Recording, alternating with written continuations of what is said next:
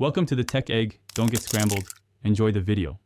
Start by backing up your router settings and any important device data. Make sure to export configuration files when possible and save them to a secure drive. Note your ISP login, Wi-Fi names, and passwords before starting the reset process so you can restore connectivity.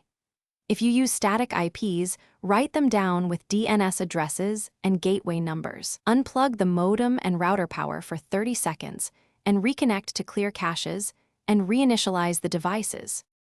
Locate the router reset button and press it with a paperclip to trigger a factory reset.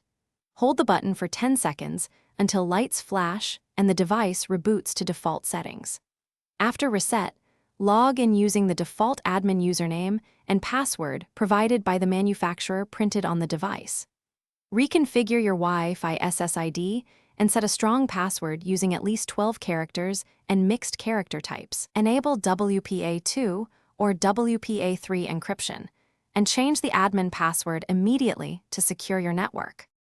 Reconnect your devices to the newly configured Wi-Fi network and confirm internet access on multiple devices.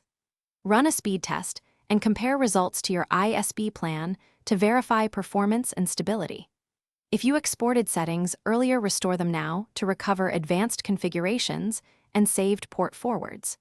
Manually re-enter static IPs and DNS entries when an export is not available to preserve local services. Keep router firmware updated and schedule a monthly check to maintain security and prevent future connectivity issues.